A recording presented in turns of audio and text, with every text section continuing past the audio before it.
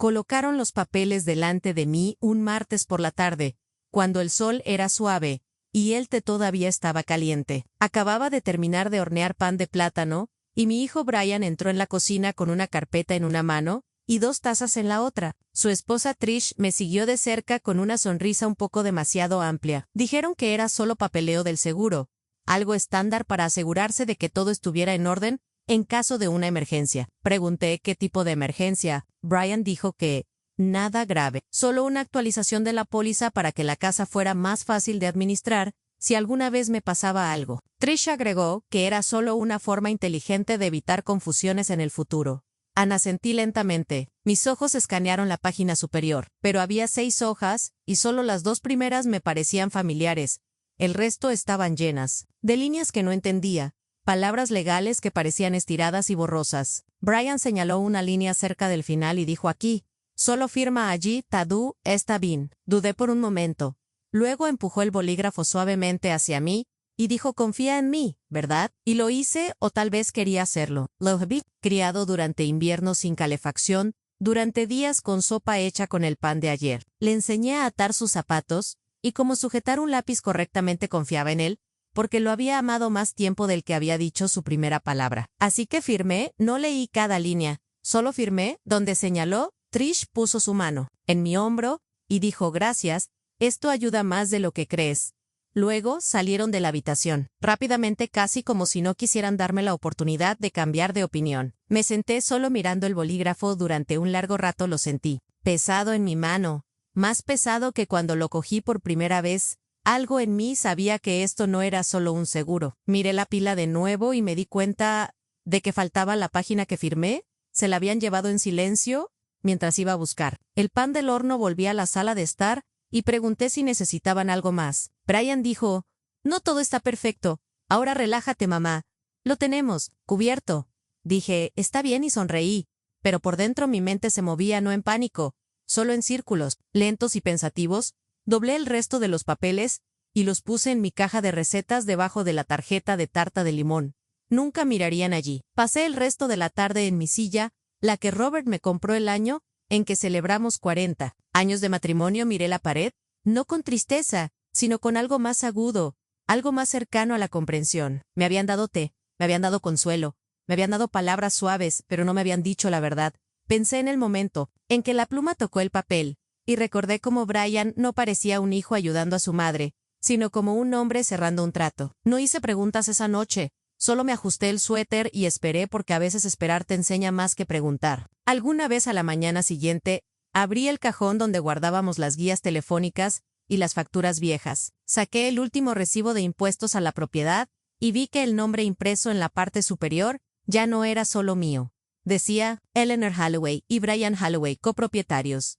La parte de copropietario estaba escrita a mano con tinta que no era mía. Lo volví a colocar en el cajón, sin decir palabra. Preparé mi té, más lento ese día, con menos azúcar y más atención, y volví a sentarme en la misma silla pensando en todo lo que había firmado en mi vida.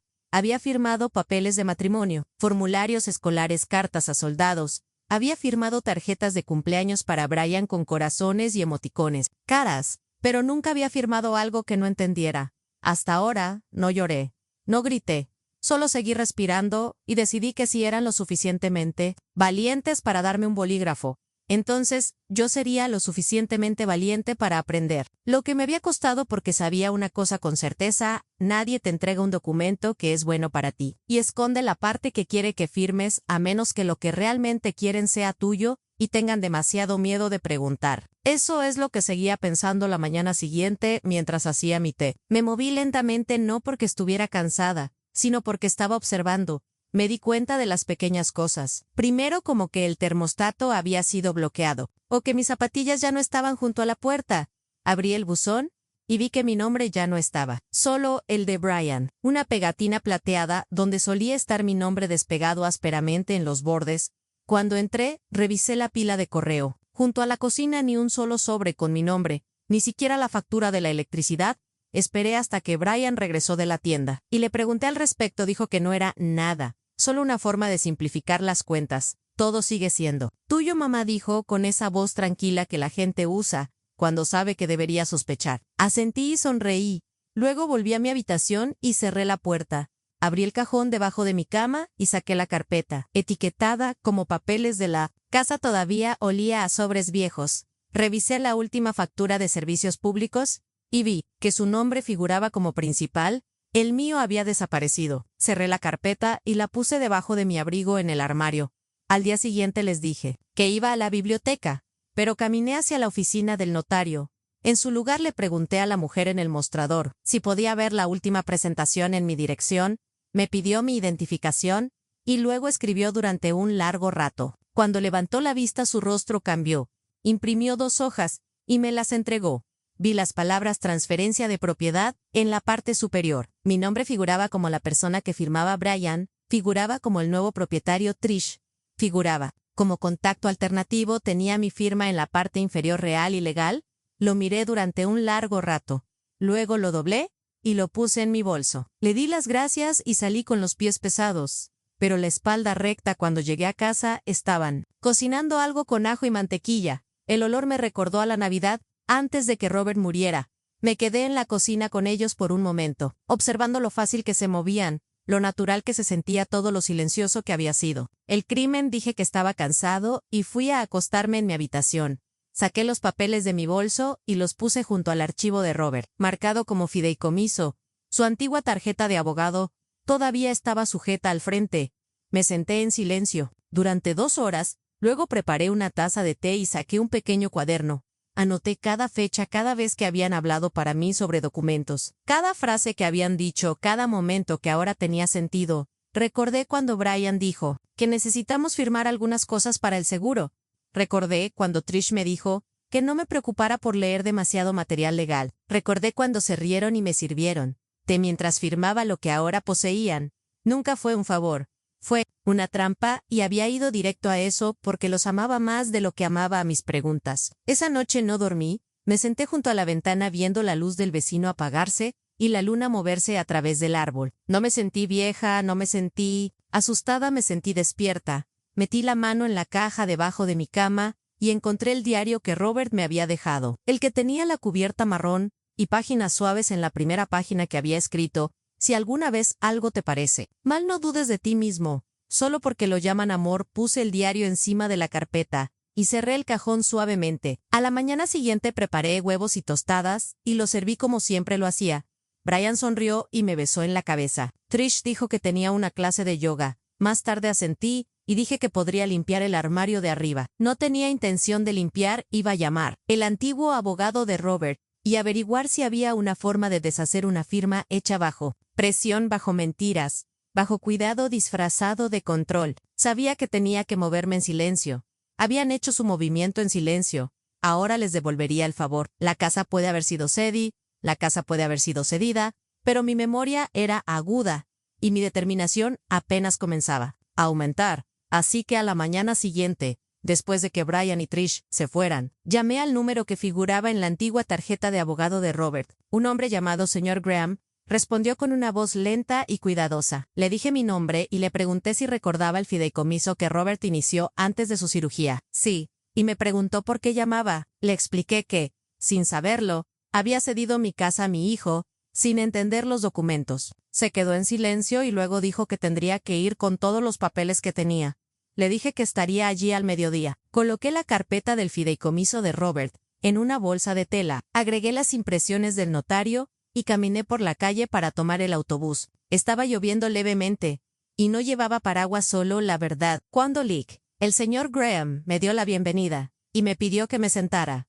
Revisamos los documentos juntos. Me mostró la línea en el fideicomiso que protegía cualquier propiedad conjunta de ser removida sin divulgación y consentimiento completos. Dijo que si podíamos probar que me engañaron o que no sabía lo que firmé, entonces la transferencia podría ser impugnada. Le conté todo lenta y claramente, sin emoción.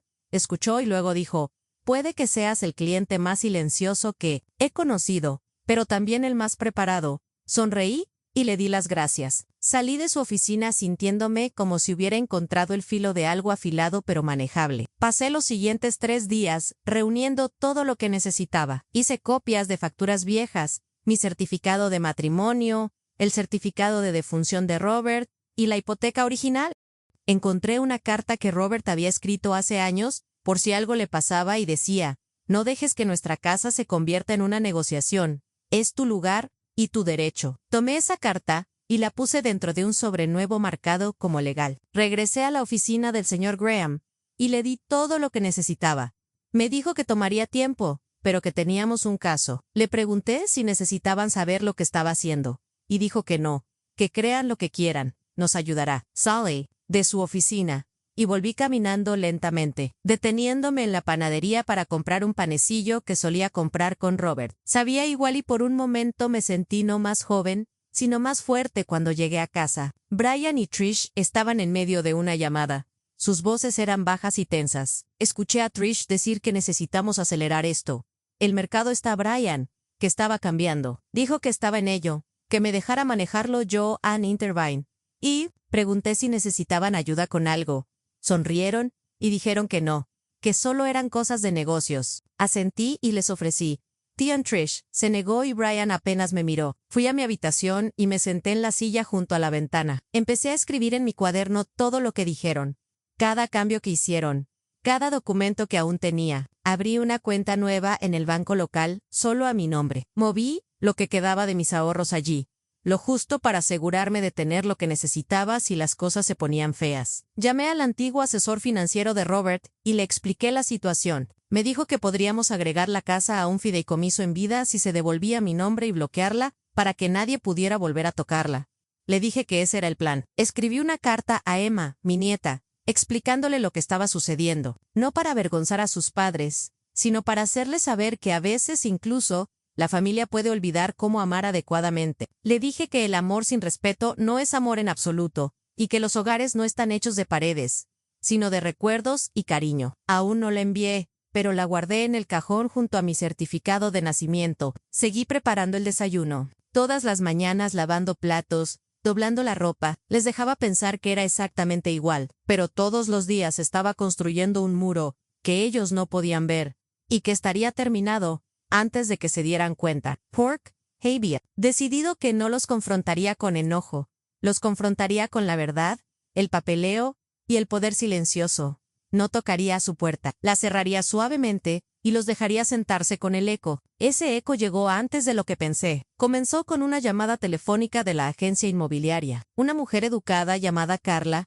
pidió confirmar una visita para el jueves al mediodía. Dijo que había recibido confirmación de los propietarios de que la casa estaba vacía y lista para las visitas. Le dije mi nombre y le pedí que repitiera lo que acababa de decir. Hizo una pausa y luego dijo que había sido catalogado como fallecido en los documentos de venta. Le pregunté si podía obtener una copia de ese listado. Dudó y luego aceptó enviarme el folleto por correo electrónico. Llegó 10 minutos después con fotos de mi cocina, mi sala de estar, mi jardín, todo etiquetado como disponible de inmediato. La descripción lo llamaba una finca encantadora adecuada para una ocupación de transición rápida. La imprimí y la coloqué junto a la carta de Robert. Luego llamé al señor Graham.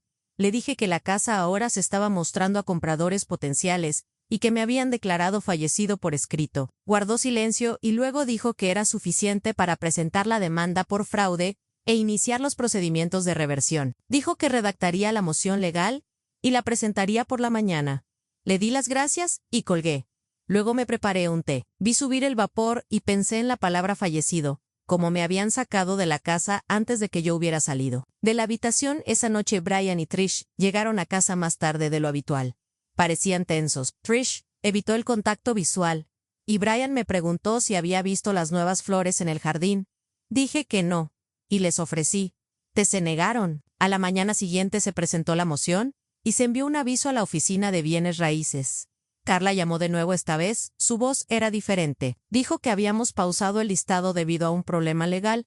Le dije gracias y le pedí que por favor enviara cualquier documento futuro directamente a mi abogado. Esa noche dejé una carta en la mesa de la cocina, era del señor Graham dirigida a Brian y Trish. Incluía una copia de la presentación de fraude, una declaración sobre mis derechos de propiedad y la reversión inmediata de la transferencia. También incluía una advertencia formal de que cualquier otro intento de vender la propiedad podría resultar en una investigación criminal. Cuando vieron el sobre no lo abrieron de inmediato, esperaron hasta después de la cena. Brian lo leyó primero.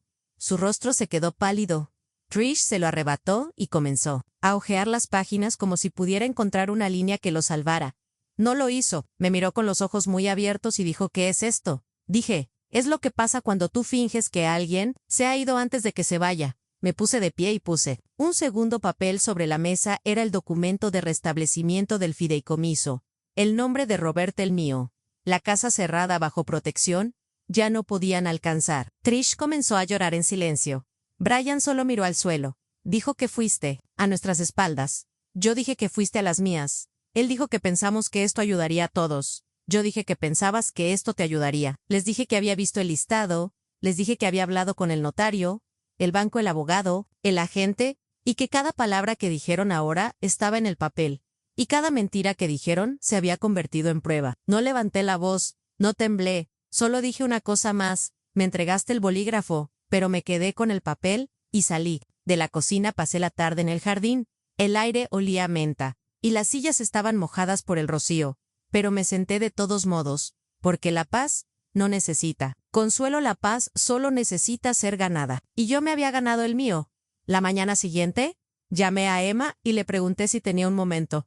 Dijo que sí, y le dije que necesitaba actualizar mi testamento. Le dije que no se alarmara, que todo estaba bien, y que solo me estaba asegurando de que las cosas que me importaban fueran a personas que todavía recordaban cómo cuidar. Me preguntó por qué lo estaba haciendo ahora, y le dije: porque las personas te muestran quiénes son cuando creen que no estás mirando. No le conté lo que Brian y Trish habían hecho. No necesitaba hacerlo. Ya había visto la distancia, el tono afilado, los saludos fríos, las visitas cortas. Dijo que entendía y me agradeció por confiar en ella. Le dije que se lo había ganado con cada llamada que hizo, y cada pregunta que hizo sobre cómo dormía y qué comía, y si alguna vez me sentía solo. Visité al señor Graham nuevamente y firmé la versión final del fideicomiso. La casa estaba cerrada, solo bajo mi nombre, con restricciones legales que durarían incluso después de que me fuera. Nombré a Emma como la única heredera del fideicomiso, la cuenta de ahorros, y la cabaña en la que Robert y yo una vez soñamos con retirarnos. Escribí una carta a Brian, y Trish no lo envié por correo. Lo dejé en la mesa de la cocina. Decía: no estoy enojado, no estoy roto, simplemente he terminado. Te di mi tiempo, mi techo, mi confianza, y me lo devolviste con firmas y silencio. Así que te devolví tu silencio con papel y verdad. Al día siguiente, intentaron hablar. Trish dijo que no había entendido los documentos. Brian dijo que todo iba demasiado rápido, y que pensaba que yo había aceptado. Les dije a ambos que no iría y vendría, porque el tiempo de las explicaciones había pasado. Preguntaron qué pasaría ahora. Dije: ahora, la casa se queda como está, y yo me quedo donde estoy. Y ellos se mantienen tan lejos de mis papeles como la ley los mantiene. Preguntaron si Emma lo sabía. Dije que sí y que no me había pedido nada, excepto mi compañía y mis historias, y que por eso heredaría lo que habían intentado robar, no porque fuera perfecta, sino porque estaba presente. Se quedaron en el pasillo, sin saber si hablar o irse. Así que lo hice más fácil. Tomé mi té y me alejé. No levanté la voz, no me di la vuelta, me senté junto a la ventana y abrí un libro que había leído antes, no porque lo hubiera olvidado, sino porque me lo recordó yo de quien había sido antes de todo esto, una mujer que leía, que notaba quién recordaba, quién firmaba cosas con intención, y que sabía que una firma no es solo tinta, es una voz, y la que pensaron que habían usado en mi contra, se había convertido en la que terminó la conversación. Ahora bebo mi té en la misma taza que Robert me dio el año que pagamos la casa. Mantengo la carpeta de fideicomiso al lado de mi silla, no porque la necesite, sino porque me pertenece, y me gusta saber que está allí. Guardo la carta de Emma en el cajón. Dice: gracias por creer que valía tu confianza, y la leo cuando la casa se siente demasiado silenciosa, y me recuerdo a mí misma que el silencio no siempre es algo que sufres, a veces es algo que eliges, porque es más limpio que gritar y más fuerte que las mentiras, y dura más que una disculpa.